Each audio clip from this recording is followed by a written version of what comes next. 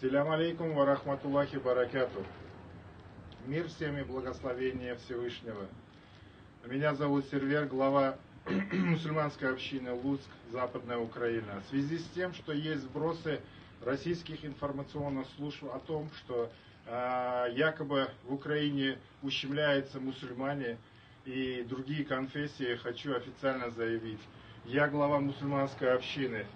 Это вы меня ущемляли в Крыму, как крымского татарина, как мусульманина, как гражданина Украины, и я выехал на Западную Украину. Здесь же у нас есть мечеть, мы свободно исповедуем свою религию, у нас есть сектор, нам выделен для захоронения. У нас в мечети есть школа, где обучаются Курану, таджвиду, как и взрослые, так и дети. И я официально заявляю, что в Украина толерантна для всех, не только для мусульман, и ко всем конфессиям, которые существуют в Украине. Селям алейкум, рахматуллахи баракатух.